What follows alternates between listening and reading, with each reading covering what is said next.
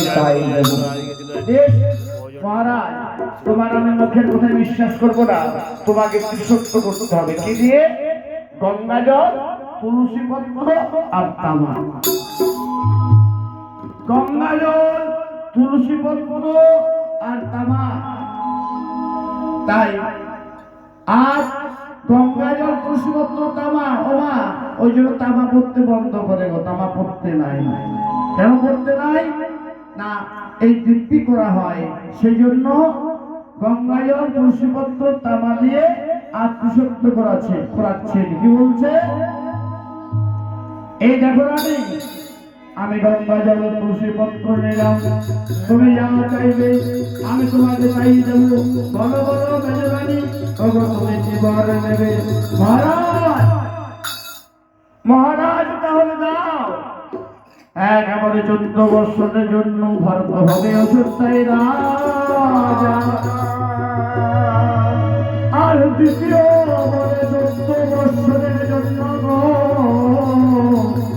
রামচন্দ্রের বনবাস সাজা।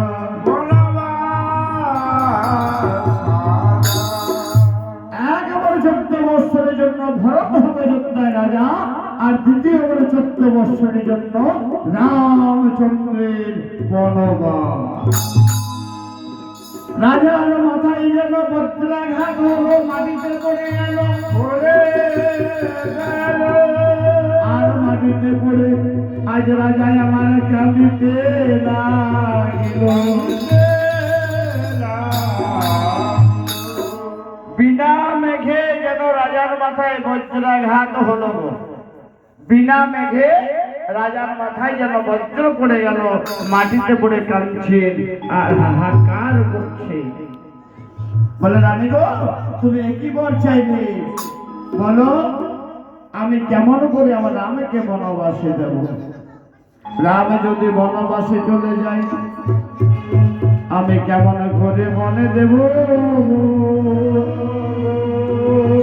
রাম যদি বনে চলে যায়, মেজরানী, অযোধ্যা হবে আমাদের শ্মশান। রামকে আমি বনে দিতে পারবো না, রামচন্দ্রকে আমি বন দিতে পারবো না, পারবো না, পারবো না।